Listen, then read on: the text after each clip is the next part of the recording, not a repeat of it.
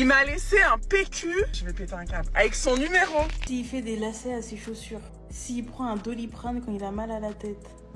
Red flag. La relation a duré combien de temps? Alors, 28 ans et mon mari s'est barré avec un mec. Un mec de Hinge m'a unmatch parce que je suis au chômage. Bonjour à tous et bienvenue sur cette toute nouvelle vidéo réaction sur la chaîne The Red Mirror. Voilà, donc on va réagir à plusieurs intervenantes, donc ça va être cool, hein. Donc comme d'habitude, n'hésitez pas à commenter, liker, partager, surtout activer la cloche de notification, c'est super important pour être tenu informé des prochaines vidéos. Et mettez en commentaire surtout vos impressions, voilà, hein. Et voilà, c'est parti, let's go. Les gens, on vit dans un monde de fous. Regardez, je suis à Avignon et regardez ce que j'ai sur mon... Ah, je peux pas. J'ai un gars qui a laissé... Non, je peux pas. Un numéro... Je vais mourir.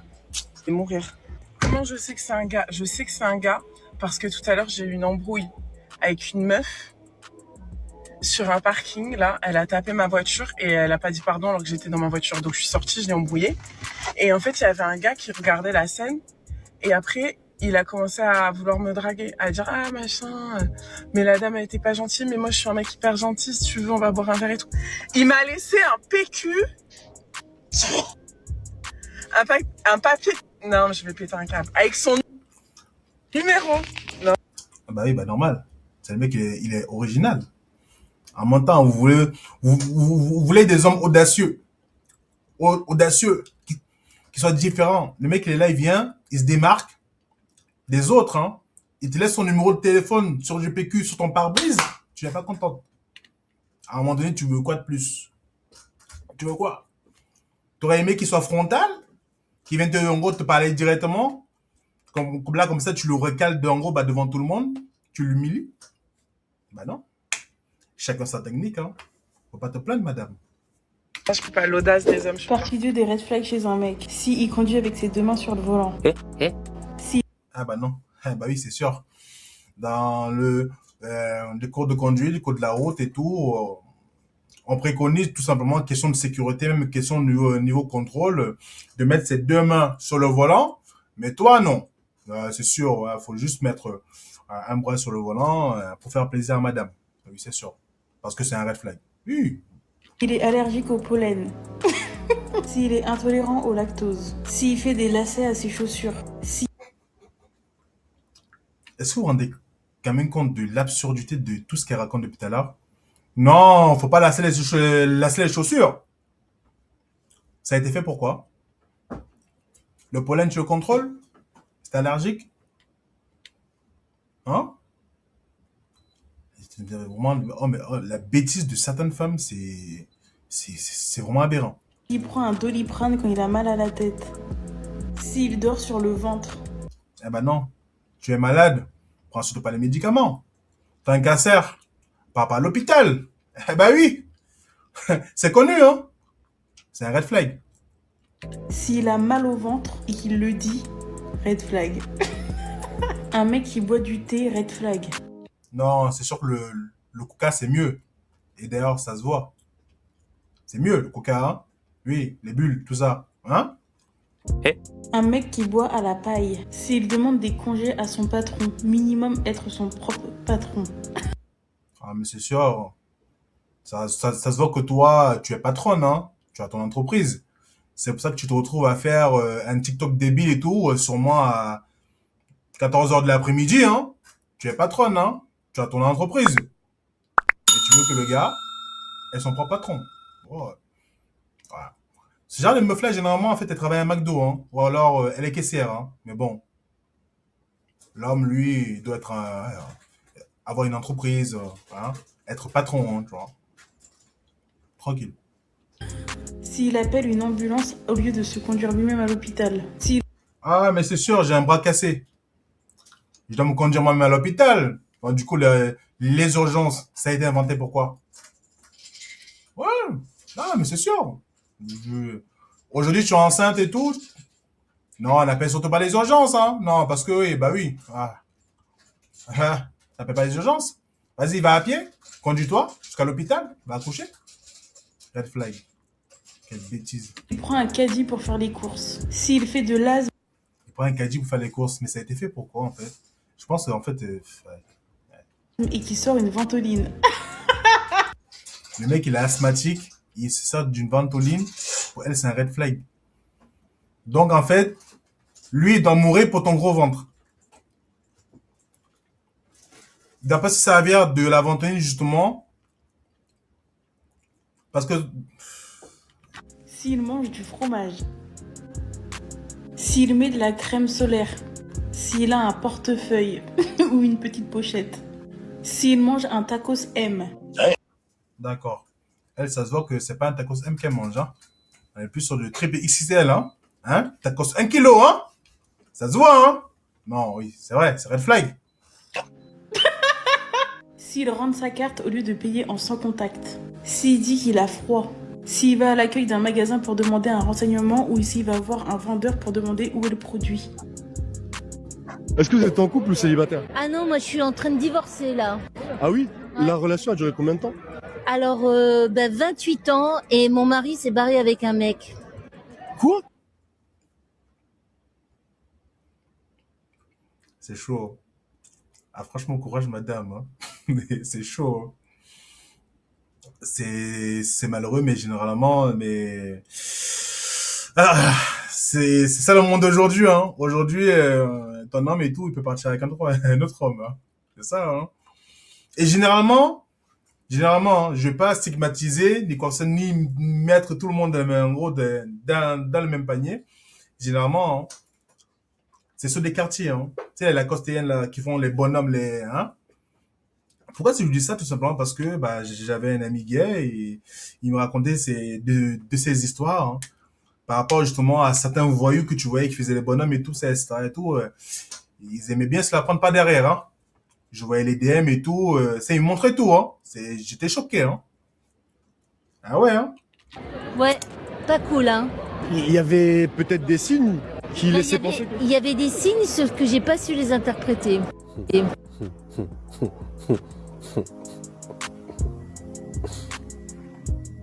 En fait, ça, c'est de la sorcellerie. À ce niveau-là, c'est de la sorcellerie. Non, non, c'est trop, c'est trop, c'est trop. Maintenant, là, depuis, on n'arrête pas de me taguer sur des trucs comme ça, sur des histoires de fous. Non. Non. En fait, ce que les gens comprennent pas, c'est que en fait, ça peut rendre des gens fous. Tu peux briser carrément, tu peux vraiment briser des gens. Tu peux vraiment briser des gens. Et à la fin de la vidéo, c'est ce qu'elle dit. Elle dit que ça a des conséquences graves sur ses filles, surtout. je le prends pas du tout personnellement, mais c'est quand même une trahison monstrueuse. Voilà, avec des conséquences très fortes en fait sur mes filles. Ça, c'est grave quand même. C'est très grave. En fait, moi, parce que depuis... Non, mais c'est sûr, parce qu'en fait, imaginons, tu es l'enfant, ok? Donc, t'as toujours vu, en fait, ton papa hein, avec cette autorité-là, hein, donc d'homme, hein, c'est quand même le patriarche, hein. Et du jour au lendemain, tu apprends que, en gros, bah, finalement, il aime bien se la prendre par la deuxième porte. En fait, ta vision, en fait, elle change. Tu dis, en fait, en gros, le jour où il veut justement ramener son autorité, hein, tu dis, mais en fait, non, en fait, genre, tu me fais plus peur, en fait. Tu dis, mais en fait, mais non, je suis désolé, mais moi, un homme qui me dit, j'aime bien me la prendre par derrière, je suis désolé, mais pour moi, c'est, comment dire, c'est pas un homme, tu vois. Je veux dire, c'est pas très menaçant, tu vois. Même en tant que papa, tu vois, j'ai plus peur de toi, hein. C'est normal, hein. Ah oui, hein. C'est comme si t'avais deux femmes à la maison, hein. Je réagis à ce truc-là. Les gens ils me disent « Ah, mais tu découvres, En fait, moi, je connaissais les agents doubles dans les quartiers. Vous voyez, ceux qui sont très homophobes, ceux qui sont très virulents. Qu'est-ce qu'il disait, il a vraiment dit le bon terme. Les agents doubles. C'est vraiment les agents doubles, hein. Ils sont là, ils ont des familles, ils sont en couple, tu vois. Ils sont en couple, ils sont bien, hein. Tu vois, c'est les gens, tu vois, ils sont vraiment virils. Tu vois, des grosses barbes, tu vois, tu parles avec eux, ça transpire le bonhomme. Mais il aime bien se faire péter le fiac. Qui sont très, très violents. et qui se retrouvent dans des soirées le samedi soir. Voilà, hein. Moi, je connaissais ce phénomène-là parce que j'ai grandi dans un quartier, parce que j'ai un proche qui est homo et que lui-même m'a montré les têtes. Donc, je sais. Ah, lui aussi. Voilà, comme quoi, voilà, le hasard fait des choses. Voilà, il a vu la même chose que moi. Ceux qui l'insultaient sont ceux qui se retrouvent aussi dans les mêmes soirées là-bas. Mais ce truc-là, là, de prendre une femme comme couverture là, et de lui détruire la vie, non, ça c'est de la sorcellerie. C'est de la sorcellerie. Le vrai problème là avec vous, c'est sur TikTok là, c'est que vous aimez pas la vérité. Vous avez banalisé les péchés, la débauche, la vulgarité, la fornication, l'égarement. Vous vous exposez au vu de tout le monde comme des animaux. Vous avez des comportements bestiaux. Et dès qu'on dit que c'est pas normal, vous criez au scandale. En fait là, j'ai juste tapé dans la fourmilière. J'ai appuyé là où ça fait mal, sur votre fond de commerce. Et je vois là toutes les petites fourmis de TikTok, elles sont en train de s'agiter. Je vous rassure les filles que je vais pas m'arrêter. Parce que là, moi je parle au nom des grandes sœurs, des mamans, des papas, des grands frères et tous ceux qui en ont marre de vous voir vous comporter sans repère et sans pudeur. Et le pire dans tout ça là, c'est que quand on regarde les profils des filles qui commentent mes publications et qui m'envoient des messages en privé, c'est toujours les mêmes. C'est des filles, soit elles sont à moitié à poil, soit des filles qui savent pas écrire une phrase en français sans faire 3 fautes d'orthographe. C'est souvent des gamines de 15-16 ans ou des jeunes majeurs. Ça y est, les filles elles ont eu 2 poils et un peu de poitrine, elles se sont déjà prises pour des femmes. Mais dès qu'on leur parle comme des femmes là, on leur expose des vérités devant leur face, elles se braquent, elles insultent. Et le pire en fait, ce qui me débecte, c'est que pour la plupart, c'est des filles de notre propre communauté. Elles sont typées maghrébines, elles ont des prénoms à connotation musulmane. Alors oui, je parle et il y a personne qui va m'interdire de parler. Vous salissez l'image de la femme. Encore. Elle a raison. Hein. Elle a raison. Encore une fois, je ne mets pas tout le monde dans le même panier, mais elle a raison. Hein. Ce type de comportement-là, justement, tu vas plus observer ça chez les maghrébines. Hein. On se demande pourquoi. L'éducation. Je ne dirai pas plus. Pire, celle de la femme musulmane. Vous avez oublié que ce monde il est éphémère, que ce que vous montrez là, c'est qu'une illusion, et que le diable, à chaque fois que vous vous exposez, il se réjouit. À chaque fois que vous perdez un peu plus de dignité, Iblis il se réjouit. N'oubliez pas que Iblis il a promis à Dieu d'égarer un maximum de serviteurs. Et vous là, vous tombez pile dans son piège. Vous êtes persuadé d'être libre, alors que vous êtes juste ces pantins, des grosses gamines. Ce monde-là, il est temporaire. Vous avez 2 chemins devant vous, celui qui mène à Dieu et celui où le diable il vous applaudit. Alors choisissez bien votre camp, parce qu'après ça sera trop tard. Fin de transmission. Tu ne peux plus avoir les mêmes exigences à 30 ans en tant que femme que lorsque tu as 20 ans. Voilà, je sais que cette partie ne va pas faire plaisir à beaucoup de femmes, mais oui, elle a raison. Et celles qui pensent au contraire, vous êtes clairement dans le déni. Alors voilà, tu n'as pas autant la cote à ta vingtaine que lorsque tu arrives à partir de 30 ans et plus. Hein. C'est comme ça, ça a toujours été comme ça. Donc, vous pouvez monter, descendre, tout ce que vous voulez, c'est comme ça.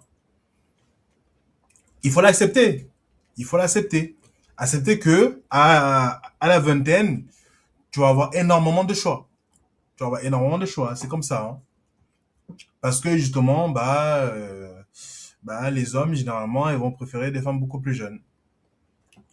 Et inversement, les femmes plus jeunes vont préférer des hommes un peu plus vieux, plus matures, plus stables. C'est comme ça. Donc, à partir de la trentaine, vous devez revoir vos exigences à la baisse, hein, parce que c'est comme ça. Hein. Parce qu'à partir de 30 ans, vous n'avez plus exactement la même valeur sur le marché de la séduction. Hein. Que vous l'acceptiez, que vous ne l'acceptiez pas, c'est comme ça. Et vous ne pouvez absolument rien y faire. C'est comme ça. C'est un fait. Effectivement, tu as une plus-value qui fait qu'à 20 ans, tu auras beaucoup plus de choix. De ce fait, tu pourras te permettre d'être beaucoup plus exigeante et de choisir celui que tu veux. Parce que tu auras un max de choix. Mais tu verras, passer la trentaine en tant que femme, tu auras beaucoup moins de choix. Parce que la plupart du temps, déjà, les gars peut-être qui te plairont seront déjà dans une relation. Ensuite, si toi, par exemple, tu n'as pas d'enfant et que tu veux d'un homme sans enfant, tu l'auras qu'à 30 ans, tu en auras aussi beaucoup moins présent sur le marché. Enfin, tu auras également beaucoup moins de choix parce que, en général, les hommes privilégient les femmes jeunes. Elles sont la plupart moins expérimentées, même si aujourd'hui, cette affirmation est à relativiser et il privilégie des femmes jeunes avec qui ils peuvent construire tout, c'est-à-dire fonder leur famille. Chose qu'en général à 30 ans, ils auront peut-être un peu plus de mal à se dire que tu as connu beaucoup d'autres hommes avant eux. Parce que oui, tu as beaucoup d'expérience, officiellement parlant, on va dire. Et voilà, exactement. En fait, elle valide tout simplement mes propos. Hein.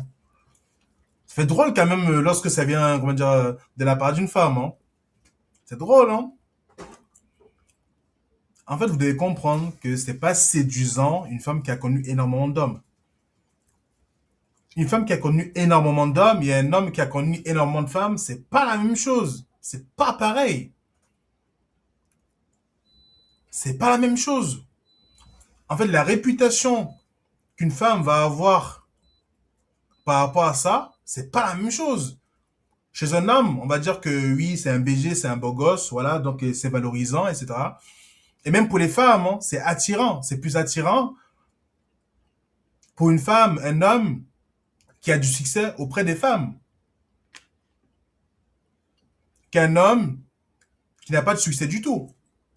Pour elle, il n'y a pas d'enjeu. En fait, elle se dit, voilà, donc si les autres femmes, elles n'ont pas d'intérêt justement pour lui, pourquoi est-ce que moi, je vais avoir de l'intérêt pour lui? À contrario, si une femme a connu énormément d'hommes, c'est pas séduisant, même pour présenter à sa famille, même pour marier, même sur le long terme, tu vois. C'est pas attirant, c'est pas séduisant. Dites-moi dans les commentaires là et tout, si une femme aujourd'hui, elle a plus de 50, plus de 50 de body count ou 100, est-ce que vous seriez en même de la présenter à votre famille, normal? Est-ce que vous le pouvez ou pas? Dites-le en commentaire, sincèrement. On est là pour parler entre nous, sérieusement. Dites-moi. Est-ce que c'est cette vision-là, justement, que vous voulez inculquer plus tard à vos enfants? Est-ce que, justement, cette femme-là va pouvoir dire, en fait, va pouvoir recadrer, justement, en gros, donner, justement, une bonne vision de la vie à l'enfant plus tard? En gros, c'est à ça qu'il faut penser, en fait. Pas juste au fait de, ouais, body count, combien de zizés et tout, comment dire, elle a pris, hein. Mais aussi penser sur le long terme par rapport à ça, par rapport à l'éducation justement qu'elle va avoir par rapport à tes enfants. C'est pour ça qu'en fait, il faut bien choisir sa femme. Bien choisir avec elle, tu vas, bien choisir la femme avec laquelle tu vas construire ta vie. C'est important aussi. Et une femme qui a connu énormément des relations, qui a trop d'expérience, tu ne peux rien lui apprendre.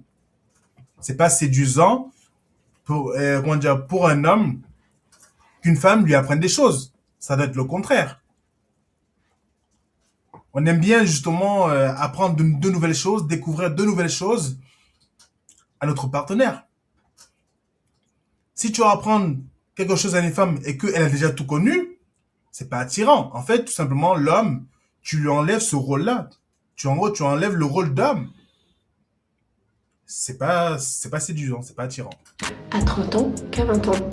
Donc, un conseil, à tes 20 ans, capitalise sur ta personne et rentabilise. Fais les bons choix. Je sais que c'est difficile parce qu'on est jeune, parce qu'on se dit toujours j'aurai le temps. Mais non, en fait, tu n'auras pas forcément le temps. Si tu veux vraiment avoir un max de choix, c'est entre tes 20 et j'ai même envie de dire tes 25 ans ou 29 que tu peux avoir le max de choix. Alors profite seulement. Parce que passer 30 ans là sur le marché, ça va être un petit peu plus dur d'avoir les mêmes exigences. Sur ce, bonne journée à tous. Bye. C'est parti pour vous expliquer et vous argumenter mon point de vue sur le fait que je ne veux pas d'enfant, sur le fait que je ne m'imagine pas du tout mère et que si j'étais mère, je serais certainement une très mauvaise mère car je ne serais pas du tout heureuse dans ce rôle de mère. Première raison qui fait que je ne veux pas d'enfant et que je ne m'imagine pas être mère et que je ne souhaite pas être mère, sans aucune hésitation, c'est que la liberté est ma valeur la plus chère. Bien avant l'amour, bien avant la réussite, bien avant tout ce que tu veux dans la vie. Et vous n'êtes pas sans savoir que le fait d'avoir un enfant te restreint énormément dans ta liberté. Tu ne peux pas... C'est vrai. Quand tu as les enfants, ça te restreint énormément. Donc voilà. Hein. Moi aujourd'hui, j'ai 2 chats. Hein, donc avant de partir en vacances, ma seule préoccupation, en gros, c'est de me dire qui va garder mes chats. Hein. Et c'est pareil pour les enfants. Hein. Pour tout ce que tu vas vouloir faire dans ta vie, tu vas devoir penser aux enfants avant. C'est ça, hein. Et ça va être comme ça à vie, hein. Donc, si tu es quelqu'un qui n'a pas la fibre paternelle ou la fibre maternelle, qui est un peu égoïste, avoir les enfants, ça peut être un très très gros frein, hein. C'est pas fait, comment dire, pour tout le monde, comment dire, d'être parent, hein. C'est pour ça qu'il y en a, bah, tout simplement, ils vont choisir de faire adopter. C'est ça. À faire ce que tu veux, où tu veux, quand tu veux, tu es à la responsabilité d'un autre être humain, ce qui n'est pas anodin. 24 heures sur 24, 7 jours sur 7, notamment dans les débuts. Le fait d'enfanter est un acte de dévotion sans pareil, surtout pour la mère. C'est un acte de sacrifice pour le restant de tes jours. C'est une responsabilité qui est forcément au détriment de soi. Il y a un avant et un après ta vie de maman. Personnellement, je veux pouvoir penser à moi, à mes envies, à mes besoins en priorité, sans me dire que mes choix auront un impact sur la vie de quelqu'un d'autre, en l'occurrence mon enfant. La vie est courte et je préfère l'utiliser pour mon épanouissement personnel sans devoir me sacrifier pour un autre être humain. Parce que en plus, tu fais pas ça que pendant quelques années ou pendant quelques mois. C'est toute ta vie que tu as un enfant. Il faut pas l'oublier. Et après, je dis ça comme ça, hein. Donc, les personnes qui ont cette vision-là, généralement, elles ont beaucoup de mal, en fait, à se mettre en couple. Parce que justement, c'est quand tu parles comme ça, tu vas avoir, en fait, du mal à avoir, on va dire, à faire des concessions, même si t'es en couple, hein. Et d'ailleurs, ça m'étonnerait beaucoup qu'elles soient en couple, hein. Et, avec une vision comme ça, à part si elle tombe, comment dire, sur un homme soumis, hein, mais généralement, c'est pas possible, hein. Tu peux pas être en couple et avoir cette vision-là, hein. Parce que elle, notion justement de sacrifice et de compromis, elle connaît pas ça, hein. C'est envie de me sentir emprisonnée dans un rôle, quel qu'il soit, dans une certaine responsabilité qui en pâtisse sur ma tranquillité d'esprit et bien entendu sur ma liberté. Je veux pouvoir me lever à l'heure que je veux, sans me dire que je dois me lever à 6 heures du matin, comme mes enfants, parce qu'ils ont école qui commence à 8 heures. Franchement, sortir comme ça, en plein hiver, il fait encore nuit à 7 heures du matin, alors que t'es fatigué, devoir aller les chercher à l'école, leur faire à manger. Je suis flemmarde et égoïste, soit dit en passant. Donc laissez-moi être flemmarde et égoïste. Eh ben, ça m'étonne pas du tout que tu sois égoïste. Ça m'étonne pas du tout. Parce que depuis tout à l'heure, tu dis moi. Et encore toi, en gros, tu penses qu'à toi. Et effectivement, même t'occuper d'un chat, tu pourras pas. Bah oui, parce que tu penses qu'à toi. Et tu vois. Mais à mon avis, elle doit avoir la vingtaine. Alors, à 30 ans, elle peut pas avoir ce genre de discours. 30, 35 ans, proche des quarantaines, tu peux pas avoir ce genre de discours-là. Justement, à cet âge-là, en fait, toutes les émotions féminines, là, ça redescend. Et même un chat a besoin, hein. Donc là, mais en tout cas, si elle continue comme ça et tout, elle va finir avec 5 chats, toute seule, célibataire, 70 ans, jusqu'à la fin de sa vie. Voilà, je dis ça comme ça, je dis rien. Dites-moi ce que vous en pensez en commentaire. La vie est courte. Deuxièmement, je n'ai pas envie de blesser qui que ce soit et de causer des traumas, même sans le vouloir. J'ai amplement conscience que la parentalité, c'est un terrain en quelque sorte miné et que même sans le vouloir, en fonction de ce que tu dis, du ton que tu emploies, de ta façon de t'adresser à ton enfant, tu peux lui causer des traumas pour la vie. Et j'ai absolument pas envie d'être à la cause de la souffrance d'un enfant que j'ai mis au monde, en fait. Vous allez me dire oui, mais t'es pas obligé de le faire souffrir. Tu peux communiquer avec lui d'une manière où voilà, bienveillante, tout. Ouais, mais non, j'ai pas la patience en fait. Moi, je suis une meuf qui crie. Moi, je suis une meuf qui m'énerve vite. Je ne veux pas m'imposer cette patience de toujours peser mes mots, de toujours faire attention au ton que j'emploie, aux mots. Au secours, ce genre de femme en couple. Au secours! Ah ouais, hein. Moi je te mets au pas, hein. Ah ouais, tu vas crier avec qui tu veux, mais pas avec moi, hein. C'est au secours. Ça, c'est typiquement le genre de femme impulsive, voilà, donc qui va prôner le fait de, comment dire, de privilégier, comment dire, la communication, mais gros, au lieu de communiquer, elle va crier. Crier, c'est pas, comment dire, c'est pas la communication, hein. Ça comme ça, je dis rien. Que j'emploie, de pas m'énerver, d'être patiente, j'ai la flemme et j'ai pas envie. Ensuite, il faut savoir que d'un point de vue santé, médicale, etc., l'idée de porter un enfant dans mon corps me terrifie. Mais me terrifie d'une manière que vous ne réalisez pas, je crois. Vraiment, l'idée qu'il y a un humain qui est en train de se fabriquer dans mon corps, là, dans mon ventre, je trouve ça terrifiant. Même si c'est la nature et c'est beau, moi, ça me fait peur. Pour ceux qui me connaissent, vous savez que je suis hypocondriaque et qu'un simple mal de dos ou même un simple rhume me fait entrer dans des états émotionnels pas possibles où j'ai l'impression que jamais je me remettrai de cette épreuve. Pensez-vous vraiment que je peux porter la vie pendant 9 mois? Oui, oui, le corps de la femme a été fait pour. N'en déplaise certaines, mais oui, ça a été fait pour. La nature a été très bien faite, hein. Justement, le corps va s'adapter, hein. Si tu tombes enceinte, justement, ton corps va se préparer à donner la vie, hein. C'est comme ça, hein. Et oui, tout simplement. Donc, tu peux avoir des craintes, tout ça, etc. et tout, tu vois. C'est justifié, donc c'est une nouvelle expérience, c'est normal, c'est nouveau. Mais oui, le corps de la femme a été préparé pour. Il va s'adapter, le corps s'adapte, hein. Et endurer l'accouchement qui est, je le rappelle, une des expériences les plus douloureuses qu'un humain puisse connaître. Absolument pas. Et avant même de parler de l'accouchement, honnêtement, pendant la grossesse, tu accumules un certain nombre de symptômes inimaginables que je ne pourrais même pas lister dans cette vidéo tellement ils sont nombreux. Et pendant près de 9 mois, la femme enceinte porte près de 5 kilos sur le devant de son corps, H24, pendant qu'elle dort aussi, il y a un ventre de 5 kilos. C'est inconfortable, plus qu'inconfortable. Franchement, force à vous les mamans, je sais pas comment vous avez fait, comment vous faites, honnêtement, mais respect et tout ce que tu veux sur vous, hein. Personnellement, je ne me verrai jamais endurer cette épreuve. Ensuite, on va parler de la vie de couple. Alors moi, je ne suis pas en couple. Ah, tiens donc. Qu'est-ce que je disais? Avec une vision pareille, tu ne peux pas être en couple. Tiens donc. Est-ce vraiment si surprenant que ça? Vous savez très bien, mais si j'étais en couple, je pense que la vie de couple est beaucoup plus légère et beaucoup plus agréable sans avoir d'enfant. Tu fais ta vie comme tu veux avec ton mec, tu voyages, c'est beaucoup plus agréable, il y a beaucoup moins de stress au quotidien et surtout il n'y a pas un enfant qui va créer une certaine distance, que vous le vouliez ou non, entre vous, parce que vous avez moins le temps pour votre intimité, pour vous. Il y a plein de parents qui se perdent dans la parentalité par rapport à ça également. Même... Oui, c'est vrai, elle a raison. Elle a raison. Aujourd'hui, vous pouvez être fonctionnel, etc. Mais du moment où l'enfant entre en équation, généralement, la mère va accorder plus d'amour justement à cet enfant-là. C'est normal, hein. C'est l'instinct maternel, hein, donc c'est normal, hein. Du coup, forcément, il y a moins de temps pour vous et tout, parce que il va falloir penser, comment dire, à l'enfant en premier, hein. Et c'est très très dur justement de trouver cette stabilité-là, de pouvoir entretenir justement la flamme du couple, hein. Et c'est pour ça que généralement certains parents en fait n'arrivent pas à perdurer dans le temps, hein, comment dire, après une naissance, hein. C'est tout un travail, c'est tout il faut s'adapter, hein. Mais c'est très très dur, hein.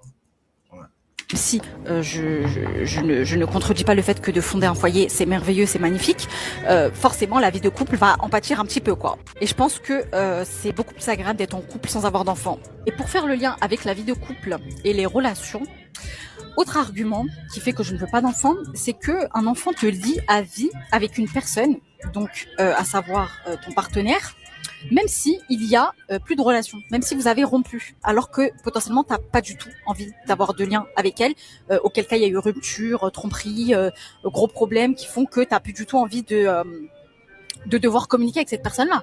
Et le fait d'avoir un enfant avec une personne fait que tu dois en quelque sorte garder ce lien-là. Tu te sens piégé en fait, c'est de la prison, genre flemme. Ah bah oui, c'est pour ça que tu te mets en couple. Généralement, c'est quand tu te mets en couple et tout, justement, il y a cette éventualité-là que justement, tu peux te lier avec cette personne-là. Justement, c'est pour construire un truc. Bah oui, en fait. Donc, justement, avoir ce sentiment, on va dire, d'être piégé, parce qu'en fait, une femme aujourd'hui, ton couple, dépend de ses humeurs, hein. C'est comme ça, hein. La femme est quelqu'un d'émotionnel, qui réagit en fonction de ses émotions. Et c'est constamment comme ça, hein. Du jour au lendemain, elle peut décider que voilà, c'est fini, voilà, que toi et moi, ça va plus, je suis plus heureuse, et voilà, comme ça, elle part comme ça. Mais s'il y a l'enfant qui rentre dans l'équation, elle va plus se dire, elle va plus réfléchir à 10 fois de se dire, ah, Je vais peut-être pas partir parce que l'enfant, si, il risque de lui arriver ci, il risque de lui arriver ça. Elle va réfléchir à 10 fois, en fait, de l'impact que ça va avoir justement sur l'enfant avant de partir. Tandis que s'il n'y a pas l'enfant, voilà, elle peut partir comme ça, elle en prend un autre, et ainsi de suite. Mais avoir un enfant, justement, bah, elle va se sentir piégée. Sans même parler de rupture, le fait d'avoir un enfant te lie à une personne, même si émotionnellement, enfin vous êtes encore ensemble et tout, mais émotionnellement il y a une sorte de détachement de l'autre, mais tu ne te vois pas rompre, tu ne te vois pas partir, parce qu'en fait tes décisions n'auront plus seulement d'impact sur toi, mais aussi sur ta vie de famille. Donc en quelque sorte, tu te sens aussi piégé parce que tu ne te sens pas libre. Encore une fois, on parle de liberté, aussi libre que quand que tu n'as pas d'enfant et que tu peux te permettre de partir si des choses ne te conviennent plus, parce que il y aura pas toute une famille qui va être impactée par ce choix. Par exemple, le mec ne te traite plus comme tu devrais être traité, il ne te respecte plus, il est très détaché, c'est-à-dire qu'il n'est plus impliqué, qu'il ne joue pas bien son rôle de père, etc. Tu, en quelque sorte, n'es plus autant à l'aise que sans avoir d'enfant à mettre fin à la relation. Au-delà de l'attachement émotionnel, hein, même si des fois t'as pas d'enfant et t'as quand même du mal de partir dans une relation, le fait d'avoir un enfant ou des enfants, tu te sens plus obligée, entre guillemets, d'être patiente, tu vois. Et encore une fois, bah c'est un peu comme de se sentir piégé dans une relation qui ne t'épanouit plus, une relation vide, une relation qui, d'un point de vue sentimental, n'est plus en fait. Toujours lié aux relations, rien ne garantit que l'homme sera toujours présent. Je ne fais pas confiance aux hommes. La femme non plus, hein. Rien ne garantit non plus que la femme, elle sera toujours présente, hein. Tu peux être dans le déni, tu peux être, tu peux être, comment dire, confiant à 100%, mais rien ne garantit que la femme avec qui tu es actuellement là, elle sera là éternellement, hein. Ça, c'est juste une chose, c'est que aujourd'hui, c'est juste ton tour, hein. Aujourd'hui, c'est juste ton tour. C'est juste ton tour. C'est comme ça. Sois dans le déni, si tu veux. Aujourd'hui, c'est juste ton tour. La femme actuelle avec avec laquelle tu es actuellement, ça ne veut pas forcément dire que c'est avec elle que tu vas finir ta vie, hein. Aujourd'hui, c'est juste ton tour, hein. Ça se trouve, demain, ce sera un autre, hein. Et ainsi de suite, hein. Rien n'est garanti dans la vie, rien n'est acquis. Que ce soit côté homme, que ce soit côté femme. C'est pour ça que quand tu es dans une relation, même si tu es éperdument amoureux, il faut toujours garder ça en tête. Ne pas être naïf. Justement, moi, les gens qui me disent et tout, ouais, moi je fais confiance à 100%, que ce soit homme-femme, hein. Moi, j'appelle ça les personnes naïves. Tout simplement. Qui pensent vivre dans le monde de Narnia, le monde de, des bisounours. Mais aujourd'hui, le monde est méchant, hein. Si aujourd'hui ta nana ou ton homme rencontre une autre personne, en gros une autre personne qui va lui apporter autre chose que toi tu n'as pas, que toi tu ne peux pas lui apporter, qui va lui apporter une meilleure valeur ajoutée, elle va partir. C'est simple. Soit dans le déni si tu veux, soit dans le déni, mais tu me diras plus tard. Retiens bien ça. Dans le rôle de père. Les gens changent, les filles. Les gens changent. Le mec, il peut être parfait aujourd'hui et demain être totalement désengagé. Vraiment, les gens peuvent changer du tout au tout. Et ça, personne ne peut le prédire. Et j'ai pas envie de compter sur la constance et la fiabilité de quelqu'un pour élever un enfant. Parce que les humains sont imprévisibles. Et j'ai pas envie de vivre dans cette incertitude. Je suis déjà assez anxieuse comme ça dans ma propre vie.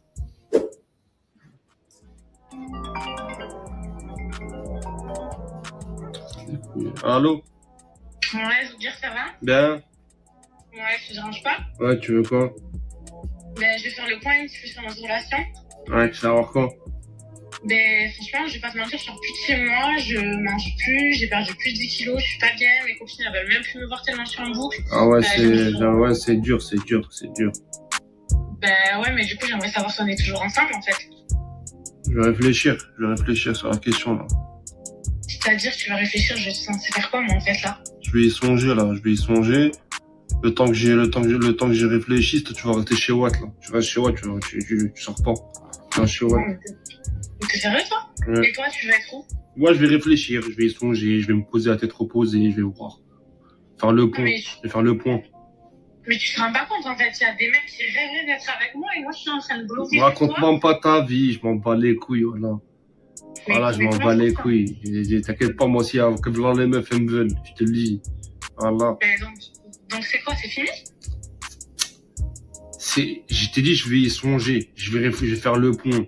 Moi, je vais faire le point, t'as capté? Juste toi, tiens-toi à carreau. Voilà. Tiens-toi à carreau, qui s'en pas les couilles. Tu tiens carreau, moi je vais y songer, moi, c'est tout. Casse pas les couilles. Oui, voilà. Tu sais très bien que je fais rien, de toute façon. Voilà. Et je veux savoir quand est-ce que tu vas me donner des nouvelles, genre j'ai besoin de savoir. Juste remange bien, reprends du poids, t'inquiète, ça va passer, ça c'est une période de... c'est rien, de la merde. Tu me rappelles quand, du coup? Je te rappelle, t'inquiète, là, demain, après-demain, là, t'inquiète. Mais non, j'ai besoin de savoir, là. T'inquiète, pas. Après, Inch'Allah. Vas-y, j'attends ton appel. Vas-y, à tout, ciao. C'est drôle, là, mais c'est ça. Hein. La plupart des femmes, en gros, elles aiment justement, comment dire, les bad guys. Hein. Elles aiment pas les good guys. Hein. Bad guys, justement, parce que bah, le bad guys va lui faire vivre des ascenseurs émotionnels, hein, justement. Les femmes où tout se passe bien, tout est chill, tout est cool, elles aiment pas ça. Hein. Généralement, jusqu'à 30-35 ans, elles aiment pas ça. Hein. Ah ouais, en dessous, elles aiment pas ça, justement. Hein. Elles ont besoin, justement, qu'il se passe des trucs, qu'il y ait des hauts, qu'il y ait des bas. En fait, ça va la rendre, en gros, elle a besoin de se sentir vivante. S'il n'y a pas ça dans une relation, elle ne se sent pas vivante, en fait. Voilà. C'est pour ça que, tout simplement, elle préfère les bad guys. Parce que, il y a du punch, il y a des situations, voilà, elle pleure pas, elle rit, voilà, c'est ça les femmes, voilà. Voilà, c'est pour ça que tu vas voir généralement les femmes et tout dire que elles ont quitté leur mec parce qu'il était trop gentil. Parce que voilà. Et ouais, c'est ça, c'est la vie, le monde est méchant. Casse pas les couilles, toi, voilà. Je vais jamais te marier, de toute façon.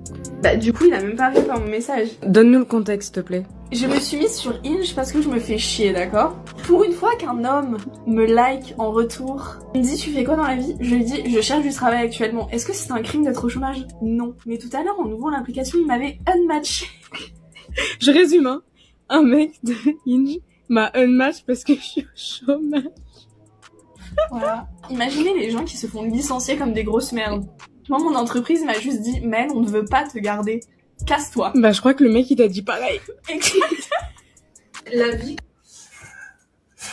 Elles en rigolent, mais si c'est le mec qui est, comment dire, qui est au chômage, bah, la femme va pas, techniquement, une femme aujourd'hui qui veut construire quelque chose avec un homme, elle va pas en vouloir, hein. Et si en plus de ça, il a pas d'ambition, ah bah là, oh là là, recherche d'emploi et tout, c'est pas attirant, hein. C'est pas attirant parce que automatiquement, qu'est-ce qu'elle va se dire?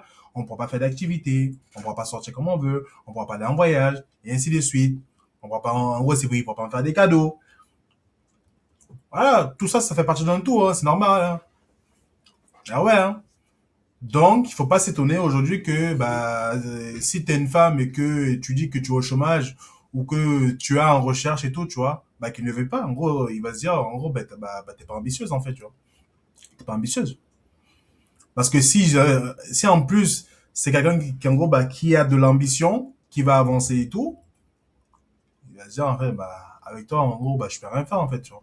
Je peux rien construire avec toi. Tout simplement. Ah là là. Bon, je vais m'arrêter, je vais m'arrêter là parce que ça sert à rien de continuer un peu plus loin parce que après, il y a rien d'intéressant. N'hésitez pas à me donner vos avis en commentaire, me dire ce que vous avez pensé justement, ce que vous avez pensé, justement de cette vidéo là. N'hésitez pas à commenter, liker, partager et surtout abonnez-vous, activez la cloche de notification. Voilà, c'est soutenir la chaîne comme vous pouvez, hein. Et voilà, et nous on se retrouve pour une prochaine vidéo. On est ensemble. Peace.